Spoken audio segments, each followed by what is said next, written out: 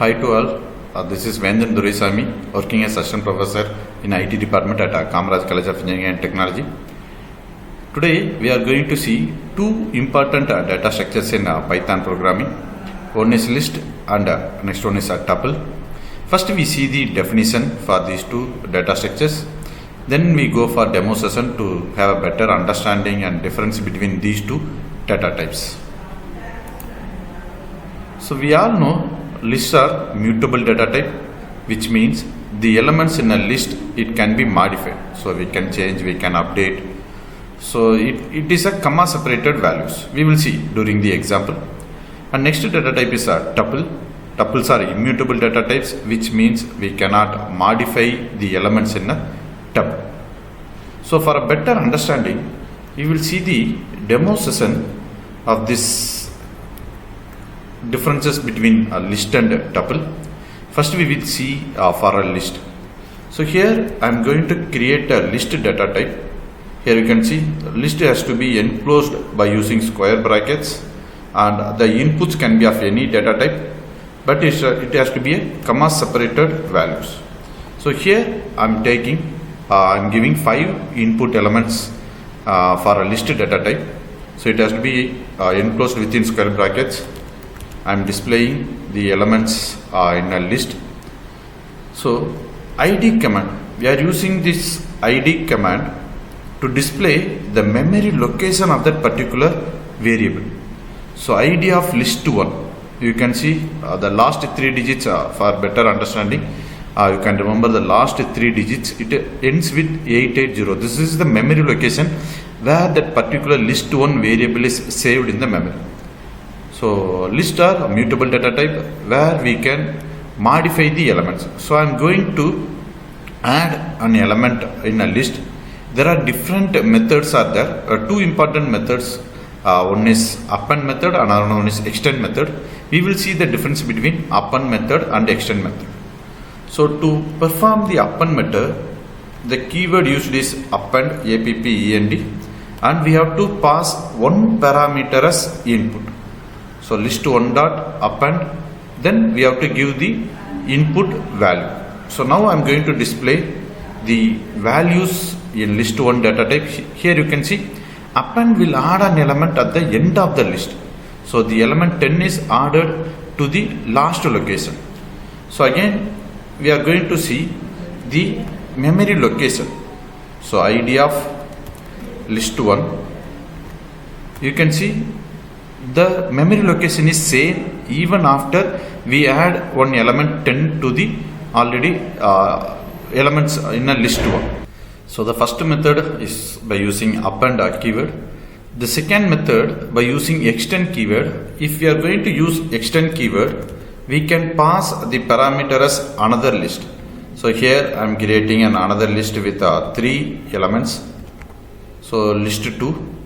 And now I am going to perform the extend operation. So extend is the keyword, and we are going to give the second variable list 2. So we are going to see what are the values in list 1. So you can see after 10, now there are 3 elements has been added to the list 1. So again we are going to see the memory location, because after we performed append operation and now we performed extend operation. Here you can see the memory address remains the same. So list1 is my variable name. Initially I had 5 input elements. After that we tried to modify the values by using append keyword and extend keyword. After both the operation, the memory remains the same. So that is what we are calling it as a mutable data type. In the same memory location we are performing or we are adding the elements to the list. Likewise, we can use insert method to add a new element in between list, because both append and extend, they will add the element to the last of the previously stored list. Insert method, which is used to insert an element in between. We have to give the index location and the input element. So it will. Okay. This is about our list. Now we will see a tuple. So the same way I am creating a tuple. So tuple, it is also a comma separated value, but it has to be enclosed in parentheses. So that is one of the major difference between the listed and tuple. So here again we are going to have 5 different values. So the variable name, it should be different from a keyword. So that is the reason here I am adding 1 at the end of the variable name. So again I am going to display the elements in a tuple. So here we are going to use the id keyword to have the to show the memory location. So it is saved in the memory location 144. Okay. So now we are going to modify. We are trying to modify the elements in a tuple, because a tuple is an immutable data type where we cannot modify. So you can simply see I am going to use the keywords append and extend. You can see. So I am going to add an element. Here you can see the tuple object, it does not have the method append.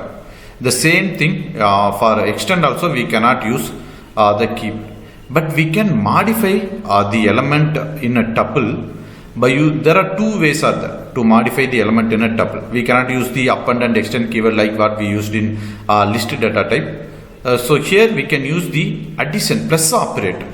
So I am going to create another tuple 2, which is with 3 different parameters 10, 20 and 30. So it has to be enclosed in parenthesis. So now I am going to perform or going to combine 2 different tuples. So sorry.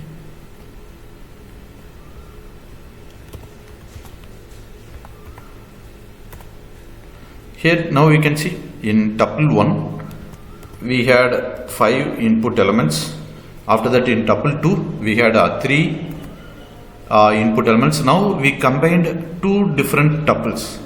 Okay, we will see whether the tuple 1 is in the previous memory location. It was saved in 144, the last 3 digits for easy understanding I am telling it as 144.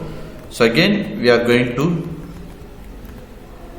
see the memory address. See, now you can see ID of tuple 1, it is changed to a different memory location 584, the last 3 digits. But in list we used both append and extend method, but after that we displayed the memory location by using the ID keyword, where in the same memory location only we added or we extend more than 1 elements to the previously elements in the list. But in tuple we cannot use append and extend keyword. Instead of we can combine 2 different tuples by using plus operator, but the ID is different. So tuple 1 initially it was in the memory location 144 with 5 different elements. Now we are having 8 different elements but in a different memory location. So tuple 1 now it will currently relate the memory address which is at 584. But there is another way. If we want to add an element or if we want to modify the element in a tuple, or in another way how we can make a tuple as a mutable data type like list. For that you can see here now the memory address is 584. So we have to convert the tuple into a list. Once if it is converted into list means it will become a mutable data type. Then we can perform append or extend a keyword. Then again we have to return back or we have to convert back into tuple data type. But the memory address remains the same, because when we are updating means it is converted into list. So list, once it be converted into list, it become a mutable data type. We can modify the data. So the memory address remains the same. We will see an example. First you can see now the tuple 1, it is in the current memory address is 584. Now I am going to convert this into an list. For example,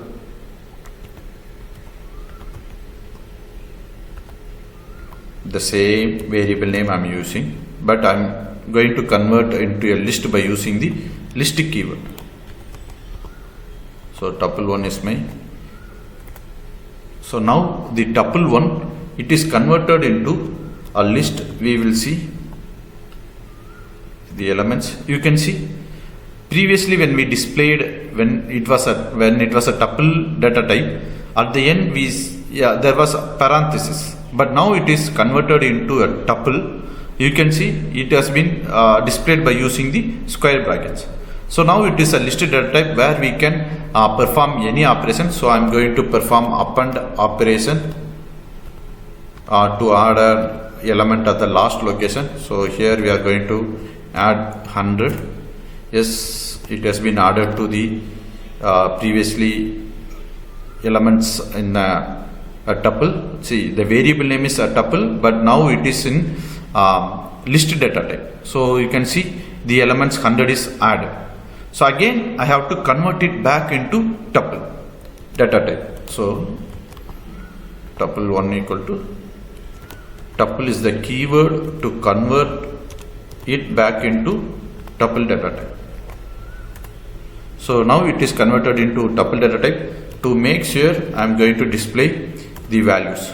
So you can see the parenthesis. Previously when it was a listed data type, the elements are displayed inside the square brackets. Now it is converted into tuple data type. You can see the elements are displayed inside the parenthesis. Okay, we will see the memory address. What will be the memory address now? Because initially it was of a tuple data type. Again we converted into listed data type. We append one element to the last location. Again we converted in back to tuple data type. The previous memory location when it was a tuple data type, it was at the location 584. Now you can see address is 976. So you can see initially it was at a different location. We converted it to a list to make it as a mutable data type.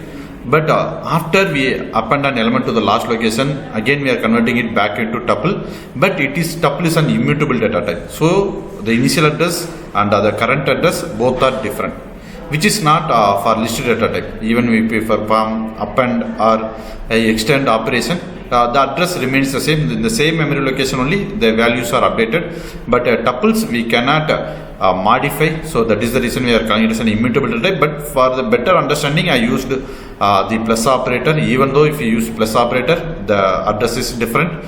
Likewise, we are converting it into list and we are appending, and we are again converting back into tuple, but the memory locations are different. So that is the reason we are calling tuple is an immutable data type. So next video we will see the different methods for both the list and tuple. There are different methods and functions are available. We will discuss that in the next video. So thanks to all.